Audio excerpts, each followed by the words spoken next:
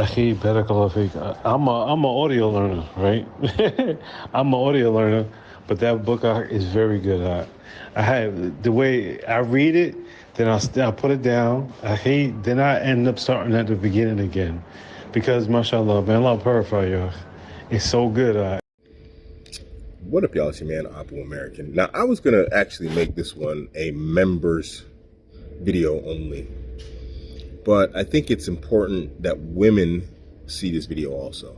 But this is aimed at the brothers. But I think it's so important that women need to learn from it also. So, and that is,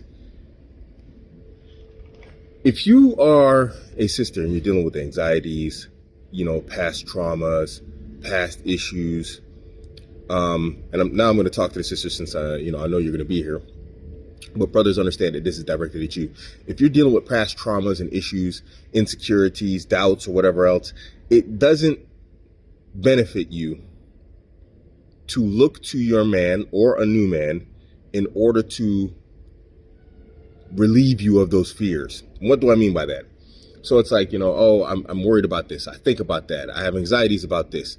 And you're looking for him to reassure you that everything is going to be okay. Oh, no, that's okay. I'm not like your ex. Oh, no, I would never do that to you. And this is what you're looking for, but it's not good. Don't do it.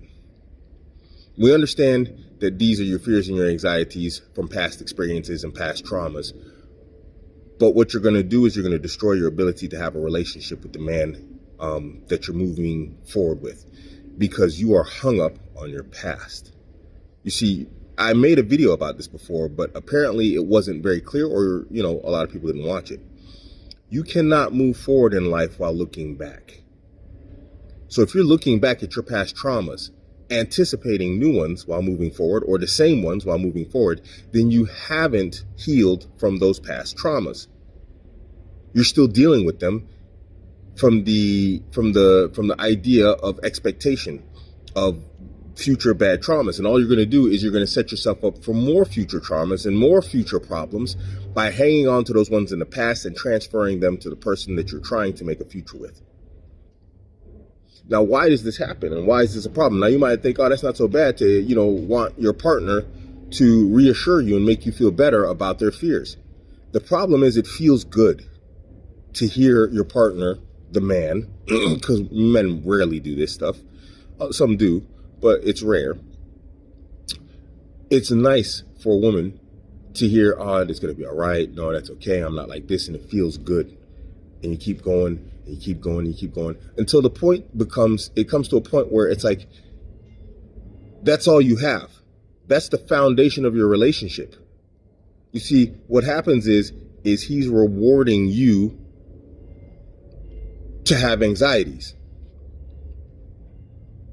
And you may not notice this. I don't know if this is active or not, but you like that good feeling. You like to, oh, he's such a great guy. Oh, this is amazing, whatever else. And then eventually, all you do is come to him with fears and anxieties, to the point that basic human interactions and basic human nervousness now becomes your full anxieties, to where you carry that over to him and expect him to reassure you in basic human in basic human interactions. Oh, I'm nervous about sex for the first time. That's normal. Everybody generally has this degree of nervousness, but now you start setting conditions. Oh, we got to wait 10 days. Oh, we got to do this. Oh, we got to do that. Oh, we got to, jump through hoops and, do a special dance so that I get warmed up. All of this starts to become something that you seek reassurance for. And the more and more you do it, the more and more unreasonable it becomes to any man that has a sense of personal, just, I don't want to say dignity. That's not the right word, but you're just like, logic and reason, like, okay, now what's going on here? Like, this is just a bit far now. So eventually, the only thing that happens and comes out of this entire situation is he has the idea that you don't have anything positive to say or talk about or think about, and it becomes a drag. I can only say time and time again, and to the fellas who got this far, because fellas will generally get this far, listen, guys, if a woman starts down this path, just stop her. Just say, hey, you know what? I don't know what you went through. Cut it off. I don't know what you went through. I don't know, I wasn't there and I can't be accountable for what happened. It's unfortunate. All I can do is be the best man, husband I can be.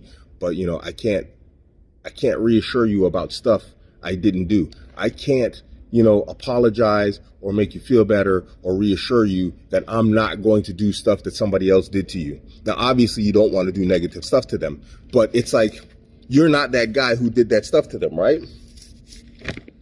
So why are you trying to reassure them that okay, example. Let's say I lied to my wife. Let's use this as an example. I lied to my wife. She catches me in the lie. She feels really bad about it because it was something big. We're just using a hypothetical here. So I said, oh, baby, I won't do it again. I'm sorry. I love you. I'm not going to do it again. That's reasonable. But now let's say it's a big lie. She didn't get over it. She doesn't forgive you. You end up divorced. Now she goes into the next relationship, and because of the lie that her ex told her, she's expecting you, the new husband, to, oh, I'm not going to do that to you. Oh, baby, I'd never do that to you. You see, you can't start your relationship off like that. You can't start off a new relationship dragging in your past traumas. And I personally experienced this recently, so it's just not nice, and it's just not, it's not a nice thing to do to a person, And then to top it off, what happens is because you are dealing with past traumas, your past responses become your current responses. So the way you treated your ex becomes the way you treat your new husband, and your new husband is not deserving of what your ex and whatever he did to you, or in some cases she did to you. They are not worthy. They're not deserving of what you're doing to them now. Silent treatment, cutting them off, treating them bad, speaking to them in particular ways. It's not nice. Our brother Nasir Al-Amin, he talks about this. Checked baggage and carry on. And you have to check your checked baggage. You can't carry your checked baggage into the new relationship. You can only bring your carry-on, the stuff that's easy to deal with, the light stuff, right? But that checked baggage has got to go into the hold. And if you come dragging that in, it's going to be a burden. It's going to be heavy. It's going to wear everybody down until the relationship breaks down. Now, I was going to make this for the guys with some just how-tos and whatnot. And maybe I'll make that video on how-tos to deal with that. But I gave you some basic ideas on that already. You got to cut that stuff off. Hey, yeah, it's really unfortunate whatever you went through. But, I can't be held account for that. I don't want to be held account to that. I don't want to have to, reassure you about fears that I didn't install into you or I didn't instill into you. That's not my duty. That's not my responsibility. That's not my burden. And I don't want to carry it. And that is a perfectly reasonable response.